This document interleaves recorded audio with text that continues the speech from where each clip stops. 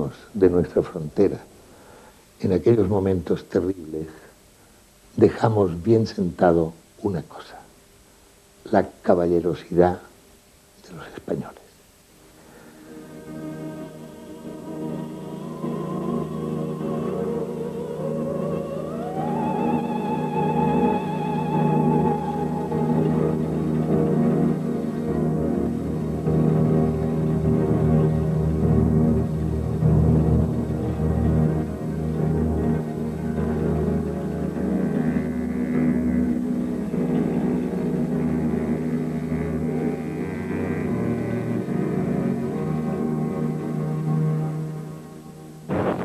Mucho antes de que finalizara la contienda, empezaba el movimiento migratorio más importante de Europa en los últimos siglos, sin precedentes en España, desde que 500 años atrás se produjera la expulsión de judíos y moriscos. El avance de la guerra empujaba a los defensores de la República hacia las fronteras, y los Pirineos fueron muy pronto testigos del paso de largas caravanas de hombres y mujeres y niños que preludiaban un trágico final. Hoy nos mueve a estar con ustedes el deseo de rendir homenaje a todos aquellos que hubieron de dejar su país.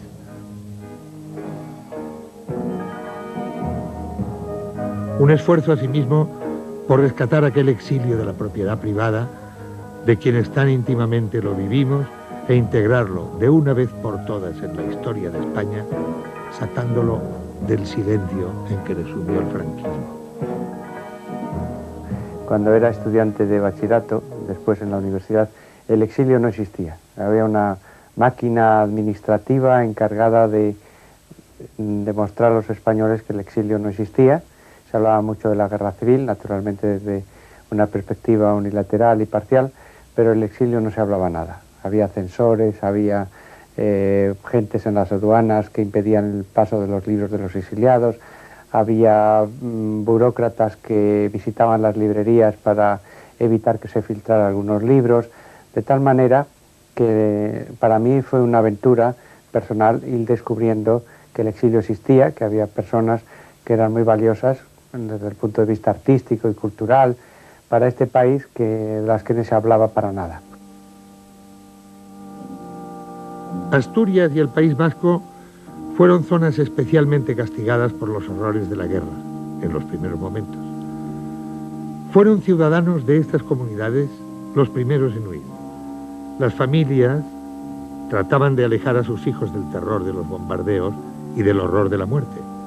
Los niños iban a ser las primeras víctimas inocentes, los primeros protagonistas de este drama del exilio.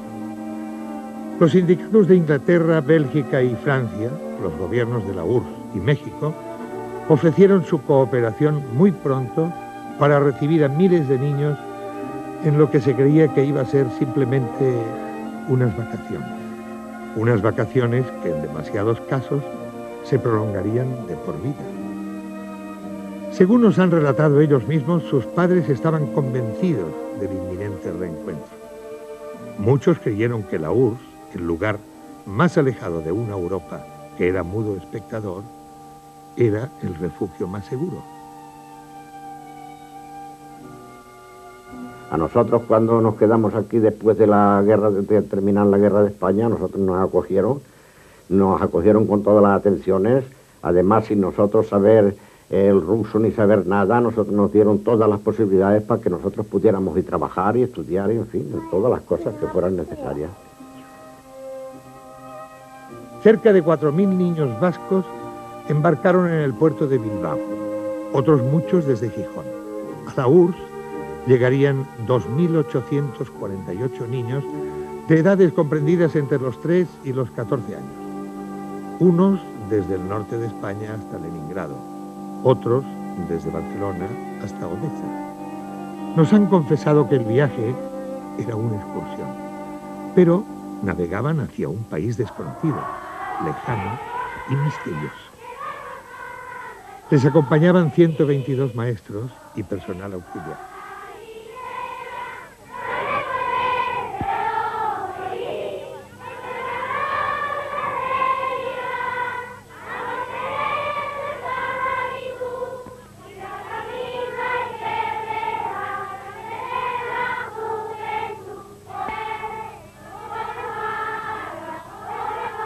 padre estuvo en la guerra y estuvo en la cárcel en Burgos, porque era del republicano.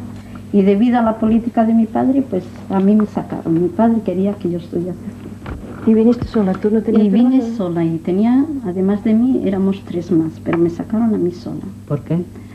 ¿Por qué? Porque mi madre eran dice... menores? No, yo soy la mediana. Mi madre dice que yo, bueno, yo me recuerdo muy bien que no... Yo cuando bombardeaban era la primera que me escapaba en España. Soy de Arrigorriaga. Y bombardeaban y yo me escapaba. Entonces lo primero que supieron hacer es mandarme aquí. ¿Para que no te escapases? Para salvarme, por lo menos. Yo tenía un miedo. Yo me recuerdo en Bilbao en aquellos tiempos. Bombardeaban muchísimo. La acogida que les deparó el régimen soviético no pudo ser más calurosa. Corría el año 1937. Apenas había transcurrido un año de guerra. Pero, como otros que iniciamos la guerra y sus consecuencias, estos niños ya estaban acostumbrados al estruendo de los bombardeos y habituados a la angustia de las privaciones. En los primeros momentos creyeron haber llegado a una especie de paraíso. Aquellos heroicos niños vascos, como fueron calificados por la prensa soviética, encontraron un cariño oficial que habían olvidado. El recibimiento en Leningrado fue triunfal. Flores, música, puños en alto. Lo mismo que a su llegada a Moscú. Iban a recibir una educación de élite y un cuidado tratamiento médico y hasta gastronómico. Los soviéticos habilitaron para estos niños 14 centros en Odessa, Kiev, Leningrado, Moscú. Eran antiguos palacios zaristas, muchas veces a orillas del mar, donde, aunque con una rígida formación estalinista, se iban a ver rodeados de privilegios. Aquí vemos una imagen de una de estas casas, en la calle Pirogovskaya, en la capital moscovita, una sede hoy ocupada por la Embajada de Vietnam. Nos ha sorprendido sobre todo el marcado acento vasco o asturiano que conservan muchos de aquellos niños 50 años después. Yo cumplí aquí los 7 años y estudiamos aquí, empezamos a estudiar aquí el español, porque nosotros solamente hablamos el bable.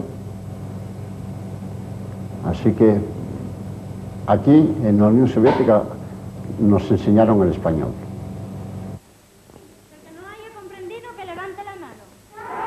Se editaron libros en castellano, exclusivamente para él. Los hispanistas soviéticos elaboraron una antología de la literatura española.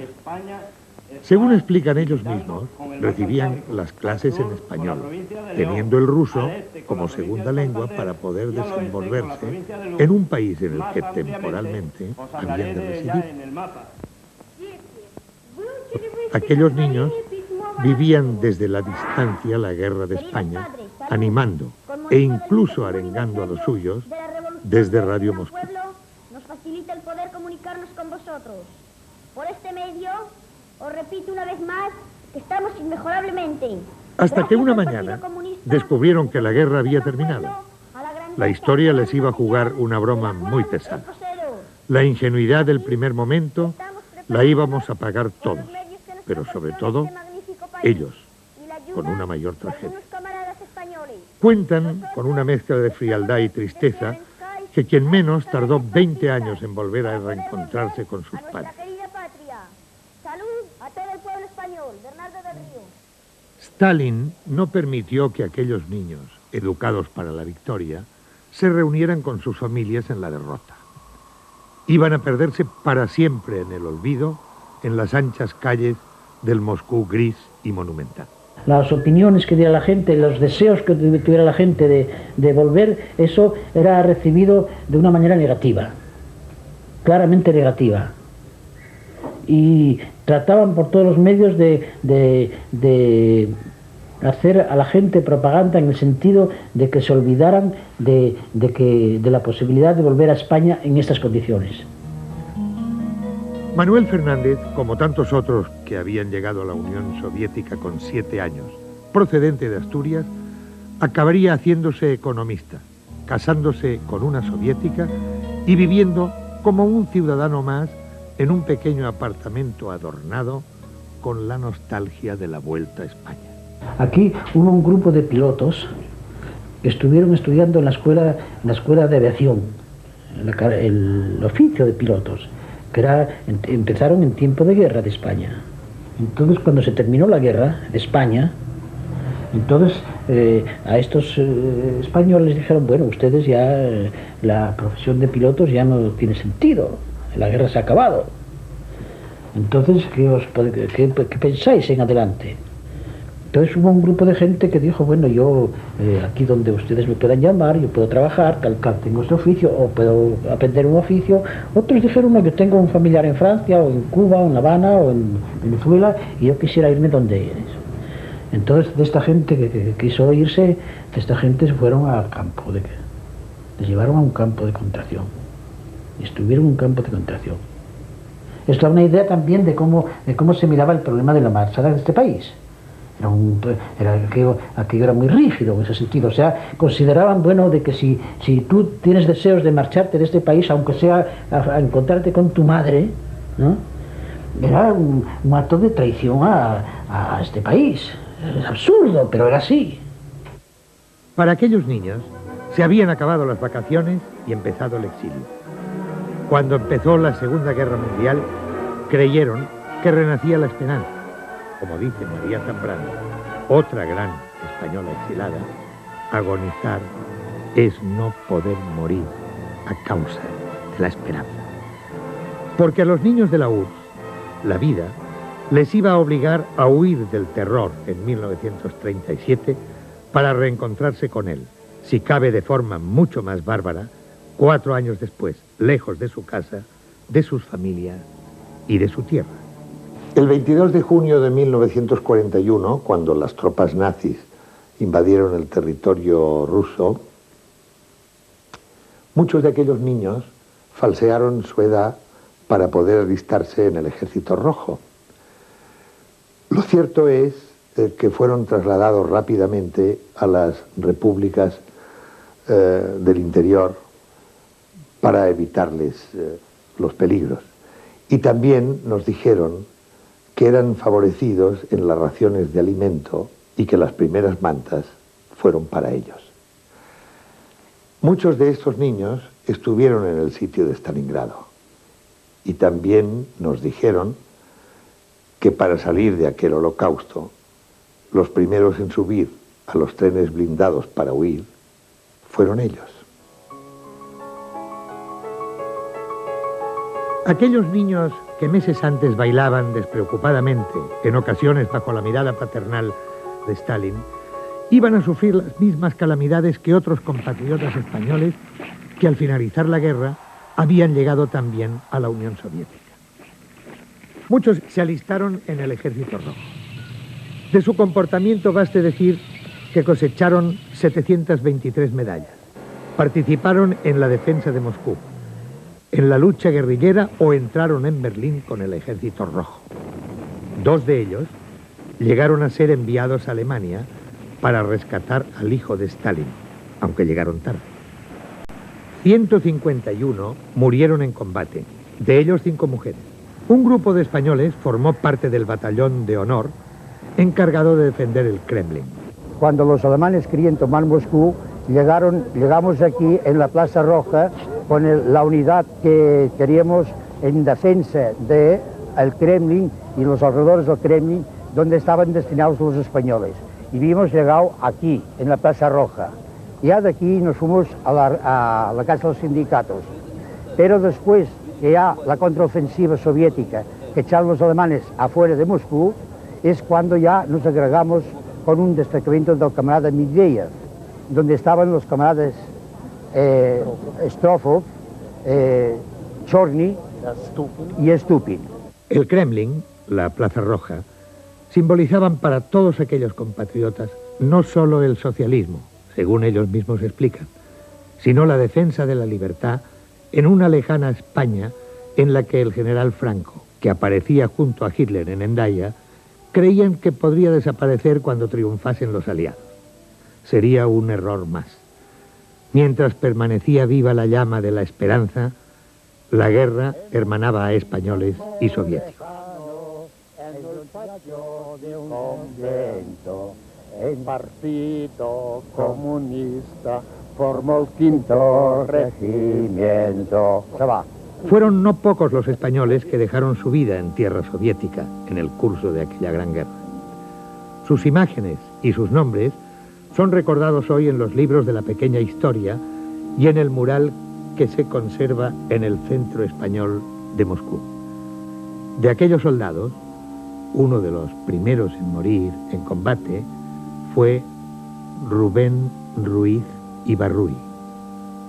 Comprenderás que para mí el que mi hijo hubiese participado en la lucha contra los agresores hitlerianos, pues lógicamente era una obligación defender el país en el que vivíamos. Era teniente del ejército soviético y cayó.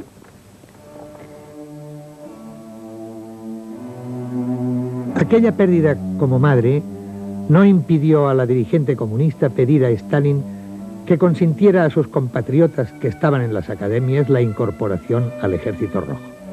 En la documentación que permanece archivada en el Centro Español de Moscú, sede de los comunistas españoles en aquel país, hemos podido ver un telegrama dirigido al líder soviético que dice así: ruego permita a nuestros camaradas participar en la lucha contra el hitlerismo en las filas del Ejército Rojo.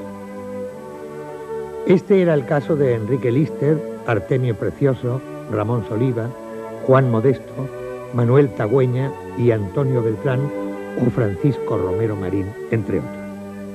Fui a la Academia Frunze. Estudié durante 2 años hasta que empezó la guerra.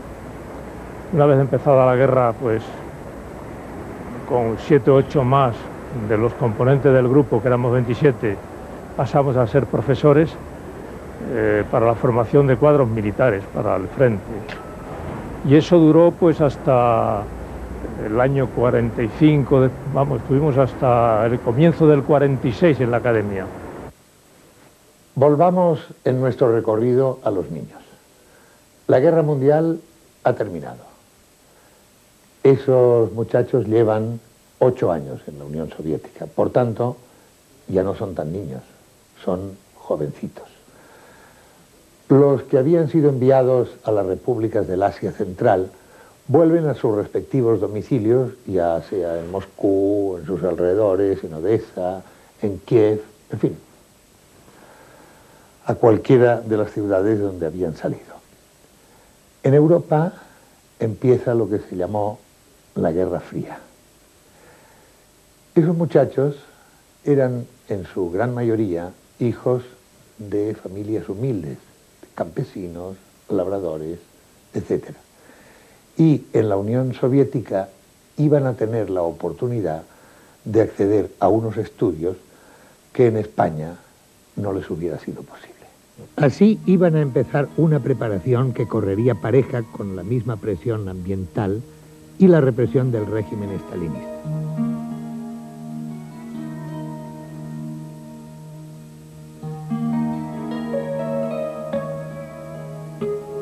El poder soviético nos dieron todas las posibilidades para poder ingresar a los institutos.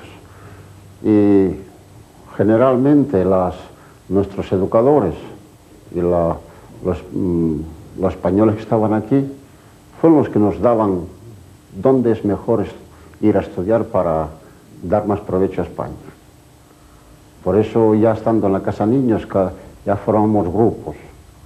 Nosotros para la Academia de Timireyev fuimos 3 personas, 2 muchachos y yo. Así que todo el español que quería estudiar le daban todas las posibilidades para estudiar. Los jóvenes españoles se repartieron por las más diversas ramas y profesiones, desde la restauración hasta el circo, pasando por las universidades o el fútbol, como es el llamativo caso de Agustín Gómez, defensa del Torpedo de Moscú y de la Selección Nacional Soviética, que después fue miembro del Comité Central del Partido Comunista Español. Fueron muchos los niños que recibieron una enseñanza musical superior y posteriormente se dedicaron a la docencia o formaron parte de diversas orquestas.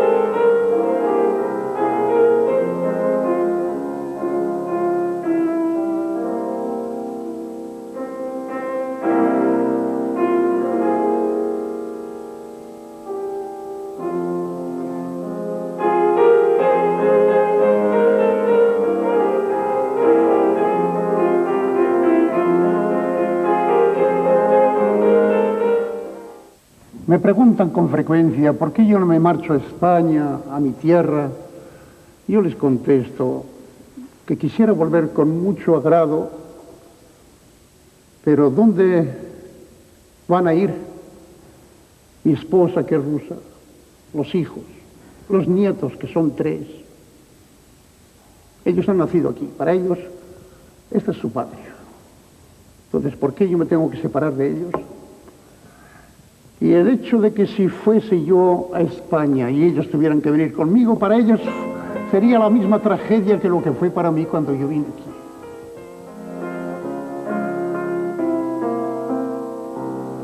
Y así está decidida mi suerte. Hoy es todavía apreciable en todos aquellos niños la presión sufrida durante el período stalinista, a la cual no escaparon ni los propios maestros que les acompañaron. Tras la Guerra Mundial y una vez reagrupados en residencias, la organización del Partido Comunista de España que dirigía Fernando Claudín desde Moscú se encargó de montar un servicio de vigilancia, tanto sobre la actividad de los niños como de los profesores. Los informes llegaban a mano de Fernando Claudín. En ellos puede observarse acusaciones tan peregrinas como añorar la hogaza de pan blanco, añoranza traducida en el delito de hacer campaña contra el pan negro. La época de Claudín era la época fue más dura desde el punto de vista rígida, desde el punto de vista staliniana. Esa fue la época más dura. Él fue muy duro en ese sentido. O sea, el temple soviético, ¿no? Y